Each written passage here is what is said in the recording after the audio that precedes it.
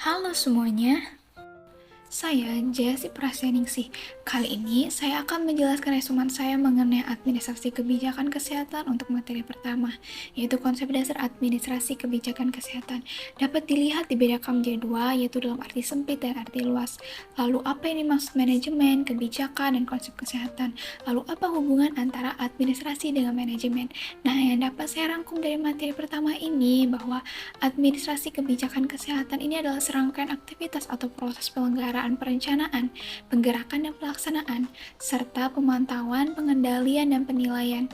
Nah, kegiatan kepemimpinan, cara bertindak yang merupakan prinsip dalam usaha mewujudkan keadaan sehat, baik secara fisik, mental, sosial, maupun spiritual, yang memungkinkan setiap orang untuk hidup produktif secara efektif dan efisien. Selanjutnya, materi kedua yaitu leadership atau kepemimpinan. Dapat dilihat definisi dan unsur dari kepemimpinan, power yang berhubungan dengan kepemimpinan, dan gaya kepemimpinan.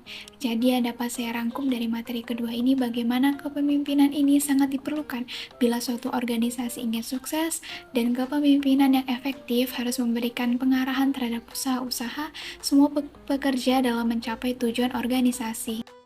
Untuk materi ketiga yaitu perencanaan atau planning, di mana perencanaan adalah sebagai suatu proses pemilihan yang terbaik dalam usaha pencapaian tujuan. Ada manfaat dan pentingnya perencanaan, apa itu hambatan dan cara untuk mengatasi hambatan tersebut. Untuk rangkuman materi ketiga ini yaitu perencanaan dengan segala kegiatan dapat dilakukan secara tertib dan teratur, efektif dan efisien, dengan mengetahui hambatan yang timbul dan menghindari adanya kegiatan yang tidak terarah dan tidak terkontrol. Materi keempat ini yaitu pengorganisasian, adalah satu langkah untuk menetapkan, menggolongkan, dan mengatur berbagai macam kegiatan yang dipandang perlu untuk mencapai tujuan. Dapat dilihat fungsi dan materi dari pengorganisasian dan peran manajer dalam organisasi.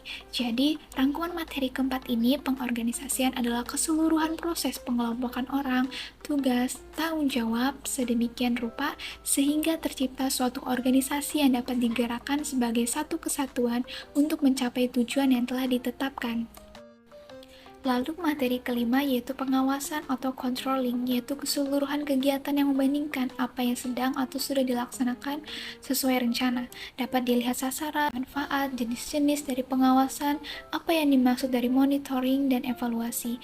Maka dapat saya rangkum adalah pengawasan dilakukan sebelum atau sesudah kegiatan, dilakukan yang bertujuan menghindari munculnya penyimpangan dan kesalahan dalam mengelola organisasi. Dan untuk materi keenam yaitu motivating employee, di mana dorongan yang muncul karena diberikan oleh seseorang kepada orang lain atau dari diri sendiri. Dapat dilihat dari jenis-jenis motivasi, dan perbedaan keduanya ini terletak pada dorongan atau niat dalam melakukan motivasi itu sendiri. Kedua jenis motivasi ini memiliki cara kerja dan efek yang berbeda dalam mengejar tujuan. Dan yang terakhir, contoh implementasi POAC mengenai sistem informasi manajemen persediaan obat di Apotik 17.